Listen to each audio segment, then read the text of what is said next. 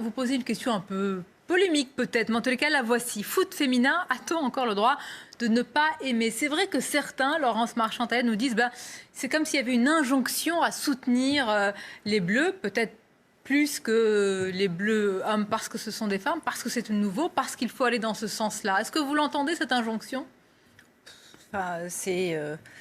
J'ai envie de dire que c'est plutôt un combat d'arrière-garde, de dire il faut absolument soutenir cette équipe-là. Enfin, si on n'aime pas le foot, on n'est pas obligé de regarder le foot. Moi, je pense qu'au-delà de ça, il faut s'inquiéter des symboles. On parle beaucoup de la Coupe du monde de foot féminine, mais on ne parle pas, par exemple, du déclassement des joueuses lors de la finale de Roland-Garros, où elles n'ont pas été comme elles l'étaient habituellement sur le cours central ou sur Suzanne Lenglen qui ont été fermées, où elles étaient sur des cours numéro 2 et numéro 3. Ça, c'est une vraie question parce qu'en fait, on est en train d'assister au déclassement d'une autre type de pratique sportive. Et au-delà de tout ça, je pense que ce qui est important, c'est la question de la pratique sportive féminine en règle générale qui doit être posée, puisqu'on se rend compte qu'il y a certains pays où les femmes n'ont pas le droit de pratiquer de sport. Et c'est la question de l'Iran et de l'Arabie saoudite, et du fait qu'en réalité, elles soient véritablement victimes d'un apartheid sexiste. Et donc la France...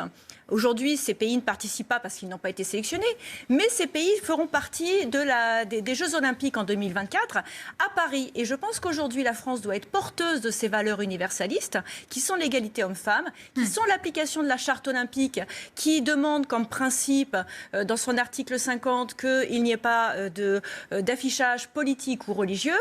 Et aujourd'hui, cette question, elle est réellement centrale et posée. Le CIO n'y répond pas. Donc je pense qu'à travers le sport, c'est aussi cette émancipation de la femme, l'appropriation du corps de la femme par la société qui doit être posée. Et en l'occurrence, on se rend compte que dans les banlieues où il y a une forte communautarisation, eh bien les filles pratiquent moins et sont moins inscrites dans des clubs sportifs. Donc c'est la preuve qu'il y a régression sur ces questions. Alors c'est important ce que vous dites parce que vous êtes en train de dire que la France doit être évidemment irréprochable sur ce sujet. Modèle. Et c'est la question que l'on pose, sexisme partout, parce que vous dites que la France doit être porteuse de cette égalité femmes-hommes ou hommes-femmes.